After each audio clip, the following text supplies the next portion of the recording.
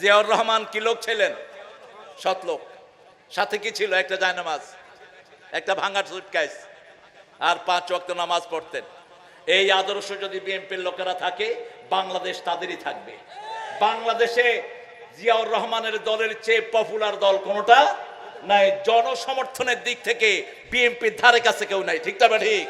কিন্তু এটাকে গুছিয়ে রাখতে হবে, ইসলাম ছাড়া এটা গোছানো সম্ভব নয়। আল্লাহ আমাদের ভাইদেরকে কোরআনের জন্য কবুল করুন।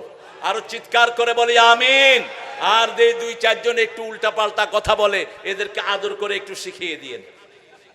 এমনি বলে আর কি, কোরআন শরীফে এটা নাই সেটা নাই। আমি বলছি ভাই, তোমার সাথে কোরআনের সাথে সম্পর্কই নাই, তুমি একটু পড়ে নিলেই ঠিক হয়ে যাবে ইনশাআল্লাহ। এখন আস্তে আস্তে ঠিক হয়ে যাবে।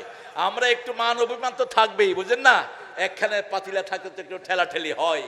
আমরা এটাকে বড় আকারে নেব না, কারণ আমরা আমাদের দেশটাকে বাঁচাতে চাই, আমাদের কোরআন হাদিসকে আমরা রক্ষা করতে চাই। এই যে উন্মুক্ত ভাবে মণিগণি ভাই 2 ভাবে এসেছেন, গত 16 বছর তারাও আসতে পারেন নাই, ঠিক তবে ঠিক। গত 16 বছর আমাদের এই আল্লাহর ওলিকে আমরা পাইনি। গত 16 বছর জামাতের কোন নেতৃবৃন্দ কোন স্টেজে উঠতে পারে নাই। অসংখ্য বাড়িঘর বুলডোজার দিয়ে ভেঙে ফেলা হয়েছে। সেই বাড়িঘরগুলো আবার যেন তারা তুলে দেয়। ডাক্তার ইউনূসকে বলছি, যেই বাড়িগুলো সাতক্ষীরাতে ভাঙা হয়েছে, সেই বাড়িগুলো লোকেট করে তোমার এখনকার ডিসি কে তুমি ফোন করো। ফোন করে ডিসি তুমি বলে দাও কোন কোন বাড়িগুলো তোমার আগের ডিসি ভাঙছে, তুমি গলে দিবা। কারণ তোমার বাপের পয়সা ওই বাড়ি হয় নাই, ওই বাড়ি হয়েছে কোরআনী আন্দোলনের লোকদের পয়সায়, ঠিক না ঠিক। তুমি এই বাড়িগুলো তুলে দিবা। আর তুলে না দিলে পয়সা কিভাবে আদায় করতে হয় আমরা ভালো করে জানি। আমরা আইন নিজের হাতে তুলে নিতে চাই না।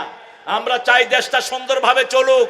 এই জন্য একটা লোকের গায়ে আঘাত করা হয়নি, ওদের ভয়ে ওরা সব পালিয়ে ভেগেছে, ঠিক না ঠিক। আমরা একজনকে মানি, তিনি কে? আর সেই আল্লাহকে পাওয়ার জন্য আরেকজনকে মানি, তিনার নাম মুহাম্মদ সাল্লাল্লাহু।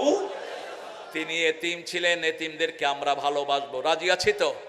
রাসূল বলছেন, যারা এতিমকে ভালোবাসে, এতিম কাফিলুল এতিম হাতাইনে ফিল জান্নাহ, এতিমের তদারকি যারা করে, এইভাবে তারা আমার সাথে জান্নাতে থাকবে, এইভাবে। আবার যাদের মেয়ে আছে তারাও এইভাবে জান্নাতে থাকবে। কিভাবে?